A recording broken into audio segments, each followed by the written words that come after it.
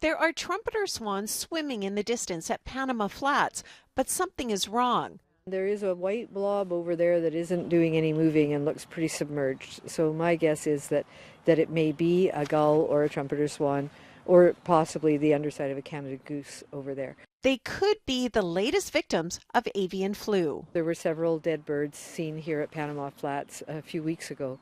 And although we do lose birds every year due to natural causes, whenever you get a little cluster like that, it gets suspicious.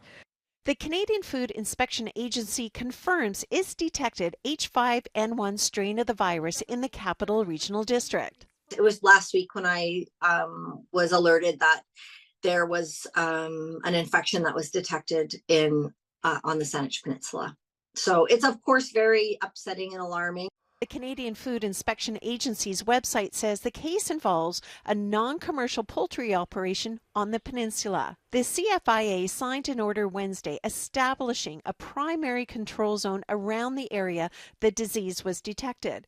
Commercial producers are already required to keep their birds indoors, and permits are required to move birds, their products, and byproducts. I immediately think of the distress that the farmers are going through because it's really devastating, and a lot of these farms are places where they don't just work, but they live there with their families. So their whole family has to go through this very difficult time. Now that the virus is here, Nightingale is worried about it spreading to other species. Avian flu is really a problem for waterfowl, for poultry certainly, and for birds that either hang out with them, predate them, or scavenge them.